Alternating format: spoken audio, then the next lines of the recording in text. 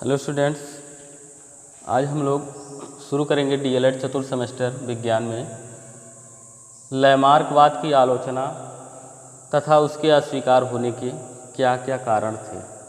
पिछले वीडियो में हमने आपको जो है लैमार्कवाद के बारे में बताया था और उनके जो भी उनके द्वारा दिए गए नियम थे उसके बारे में हमने आपको बताया था। तो आज हम यहाँ इनकी जो लैमार्कवाद था उसकी आलोचना क्यों हुई और उसे क्यों अस्वीकार कर दिया गया, उसके जो है कुछ निम्न कारण थे। जैसा कि लैमार्कवाद ने अपने जैव विकास से जुड़े जो भी सिद्धांत है उसमें उन्होंने अंगों के प्रयोग अनुप्रयोग के बारे में उन्होंने बताया और उससे उपार्जित लक्षणों को उन्होंने वंशागत बताया कि वे लक्षण जो है एक पीढ़ी से दूसरी पीढ़ी में जो है ट्रांसफ़र होते रहते हैं। इसलिए अनेक वैज्ञानिकों ने जो है इस पर अपना जो है शोध प्रस्तुत किया। इसके बारे में उन्होंने खोजें शुरू की और उन्हें जब ये प्रमाणिक नहीं लगा तो उन्होंने अस्वीकार कर दिया इसे, जिसके कुछ जो है कुछ आधार निम्न हैं। जैसा कि पहला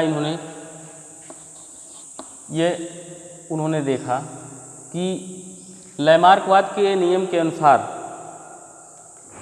पहलवान का बच्चा पहलवान होना चाहिए। पहलवान का बच्चा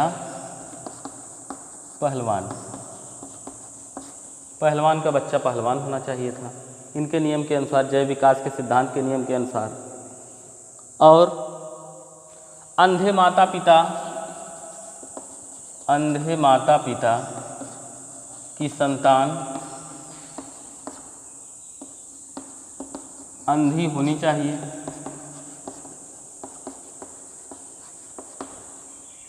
इस अनुसार अंधे माता पिता हैं तो उनकी संतान भी अंधी होनी चाहिए। और तीसरा उदाहरण हम आपको बताते हैं कि लोहार जो है लोहे को जो है अपने हाथों से पीटता है, जिसके कारण उसके हाथों की पेशियां मजबूत हो जाती हैं। इस नियम के अनुसार, लैमार्कवाद के अनुसार, कि लोहार का बच्चा जो होता जन्म जिसका होता उसके भी मांसपेशियां हाथ की मजबूत होनी चाहिए, लेकिन तो ऐसा नहीं है। तीसरा लिख लीजिए, लोहार के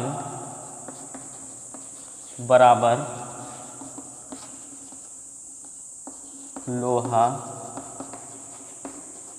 पीटते रहने के कारण हाथों की मांसपेशियां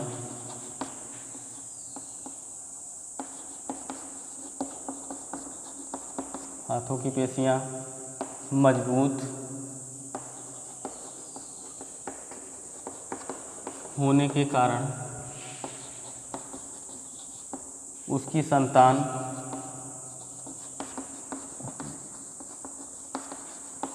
में भी ये गुण होने चाहिए। परंतु आप जैसा कि जानते हैं आप खुद कि पहलवान का बच्चा कोई ज़रूरी नहीं को पहलवान हो, और अगर अंधे माता पिता हैं तो उनकी संतान ये नहीं है कि उनकी संतान भी अंधी होगी। और जैसा कि तीसरा भी है, वैज्ञानिकों ने अपना मत बनाया कि लोहार जो है बराबर लोहा पीटता है, इसके कारण उसके हाथों की पेशियां मजबूत हो जाती हैं, तो उसकी जो संतान होती है उसमें भी ये गुण होने चाहिए, लेकिन ऐसा कोई गुण नहीं मिलता है। इस नाते जो है वैज्ञानिकों ने इनके इस मत को अस्वीकार कर दिया। और सबसे अधिक जो है इस लैमार्कवाद का विरोध जो है बीजमान नामक वैज्ञानिक ने किया। उन्होंने चूहों पर अनेक प्रकार के अनेक प्रयोग किए और उन्होंने अपने इस एक प्रयोग में उन्होंने यह किया कि चूहे की पूँछ को वे पीढ़ी दर पीढ़ी काटते गए, लेकिन तो उन्हें अंत तक भी जो है अंतिम पीढ़ी में भी पूँछ कटा हुआ चूहा नहीं मिला। इस तरह से उन्होंने देखा कि जो पहली प्रयोग के समय जो पहले चूहे की जितनी भी मतलब पूँछ मोटी, लंबी और मजबूत थी, लास्ट में भी उतनी ही चूहे की जो है पूँछ मोटी, लंबी और मजबूत मिली। इस तरह से इस लैमार्क के अनुसार, लैमार्कवाद के अनुसार इस अंतिम पीढ़ी के चूहे के पास पूंछ नहीं होनी चाहिए, लेकिन तो ऐसा नहीं हुआ।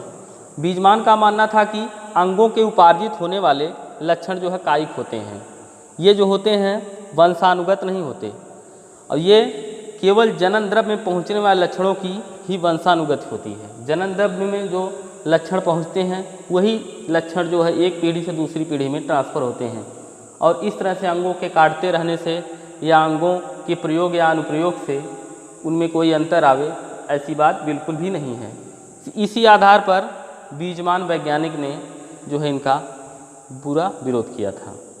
तो ये था लैमार्कवाद की आलोचना और उसके अस्वीकार होने के कारण।